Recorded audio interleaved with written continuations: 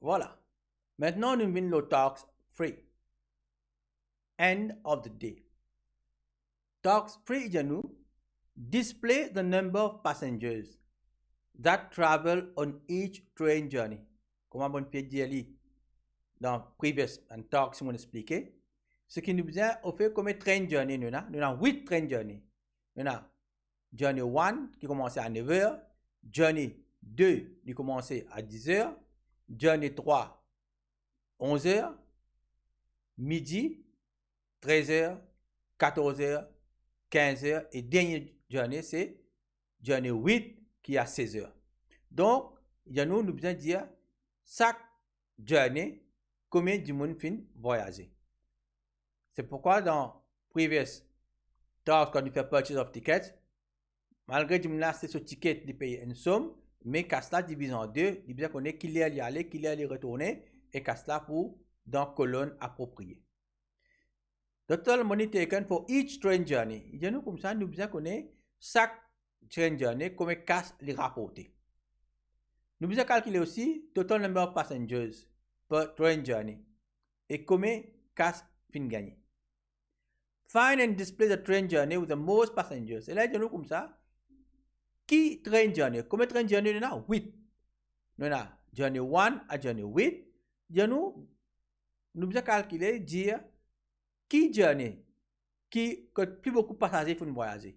Voilà un petit peu le tax free. Maintenant, nous parlons de ça un petit coup sur Excel.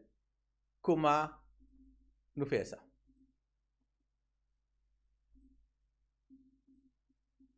Donc, nous allons get tax un petit coup. End of the day.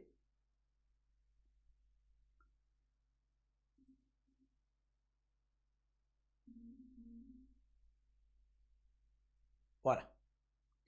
Donc,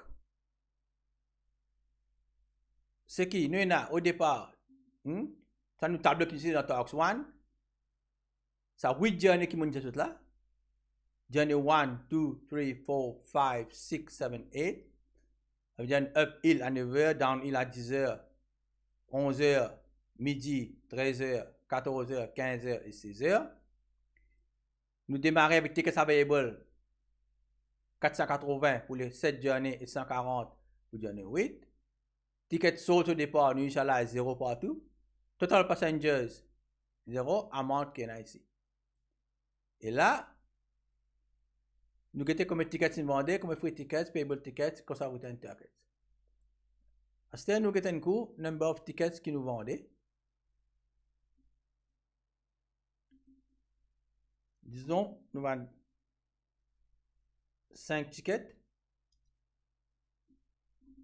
Free tickets pour 0, payable tickets c'est 5. Cost per journey, les 25. Quelle heure nous pouvons choisir? Disons 9 heures. Quelle heure nous pourrons tourner? Disons 10 heures. Et il fait nous un amount de 250. Ça, tu allais nous trouver dans Purchase. Nous avons maintenant quand il link là-haut qui dit nous, number of tickets c'est 5. Free tickets 0. Departure time 9 heures. Returning time 10 heures. Number of passengers c'est 5. Payable tickets c'est 5. Cost per journey 25. Cost of 10 tickets c'est 50. Et cost of tickets c'est 250. Nous avons dans nos tables là-haut, c'est-à-dire dans nos tables là-haut, dans nos displays, qui nous trouvons 9 heures, tu as 480, 5 tickets vendus, pour nous 5 tickets, 5 passagers. 10 heures, tu as 480 chaises, 5 tickets vendus, 5 passagers. Combien casse dans 9 heures gagné? $125 et 10 heures, $125.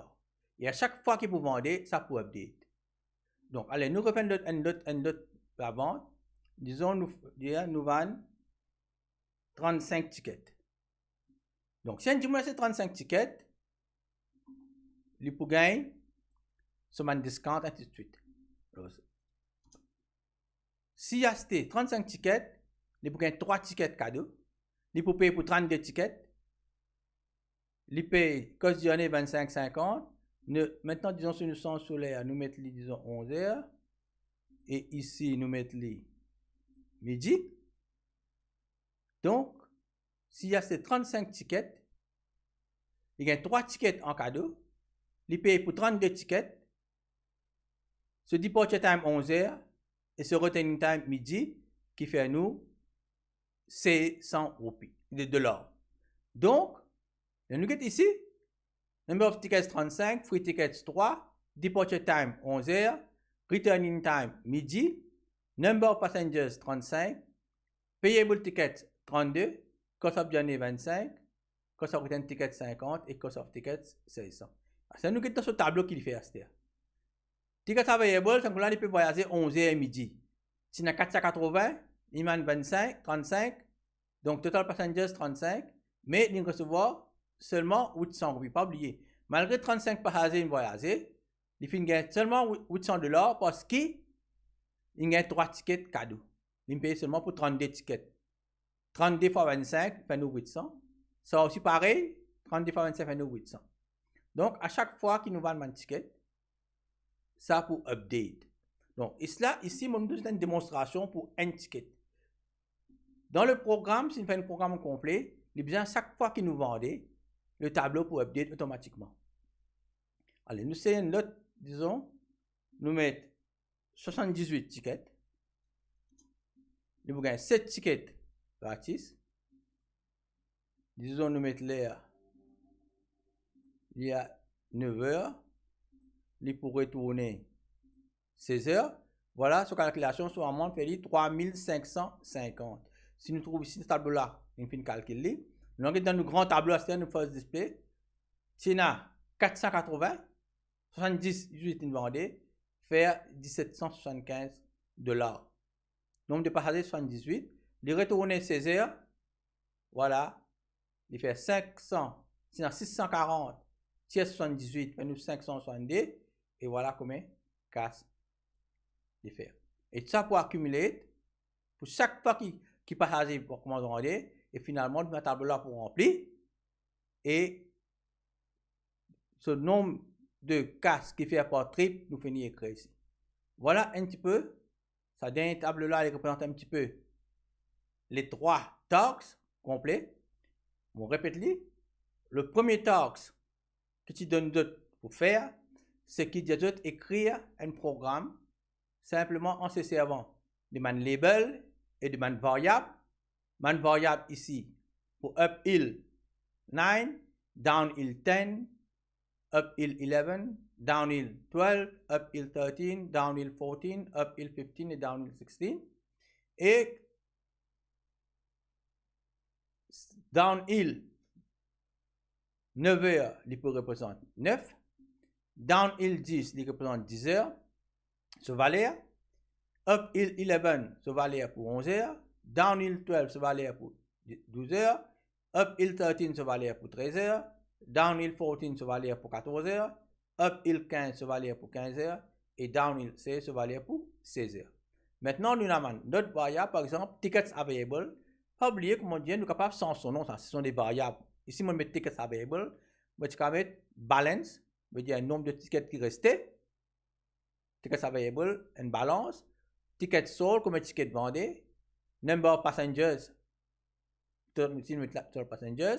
Ça, c'est une variable qui est capable de changer. Mais seulement, comme on dit dans le tax, c'est quand nous donne un nom, nous besoin d'un nom approprié, un nom qui reflète un petit peu qui est représenté. Par exemple, comme on met uphill 9, c'est un nom variable qui représente train qui peut sortir, il peut monter uphill à 9 heures. Comme on met downhill 10, veut dire c'est train qui peut sortir 10 heures et descendre. Donc, ça, c'est un nom approprié. Quand nous get le nom du variable même, il donne nous une idée qui est représenté. Ticket available veut dire combien de tickets qui restent. Ticket sold, combien de tickets nous pouvons vendre. Total passengers, il est bien clair. Donc, voilà. Ça, c'est le premier programme. Le deuxième programme, il dit nous purchasing, quand nous vendons, nous trouvons, quand nous vendons un ticket, un petit peu tout ça, quand nous vendons un ticket, c'est cette calculation-là. Donne le nombre de tickets, besoin de mettre une validation, le man data. Par exemple, nombre de tickets, c'est besoin entre N à 80 inclusive, qui veut dire, il commence par N, il termine par 80. Il n'est pas qu'à moins qui N, il n'est pas qu'à plus qui 80. Free ticket, c'est chaque 10 tickets, il gagne un ticket gratis. Donc, s'il y a ces 78 tickets, payable ticket veut dire que s'il y a ces 78 tickets, il prend un nombre de tickets qu'il a, il retient un nombre de tickets gratis, il donne un nombre de tickets qu'il besoin payer.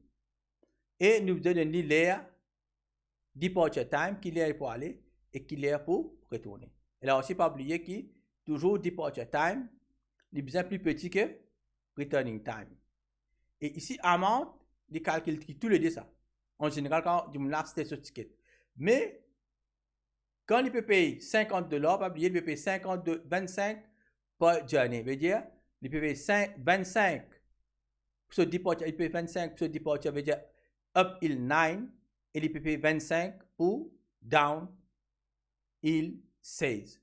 Donc, voilà un petit peu le programme en général qui nous sert faire lire, nous sert Excel pour être capable de comprendre le concept. Au fait, ce que je explique là, c'est le concept de la programmation pour ça, Mantax là.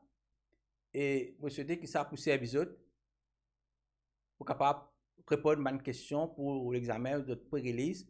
Et le plus important, c'est de bien comprendre le problème et comprendre qu'il y a dans Mantax là, comment il demande. Donc, ça, le dernier vidéo qu'il me peut faire, qu'il me peut mettre ça peut-être ce soir, c'est mon deuxième programme complet qui me sait faire le Visual Basic. Quand vous gagner presque en intégralité. J'espère que je vais capable terminer ce soir et je vais capable gagner d'ici ce soir ou demain matin pour être capable de le programme en entier en Visual Basic. Merci et je souhaite tout mon étudiant qui get ce programme là succès dans cette étude, courage et bonne santé. Merci.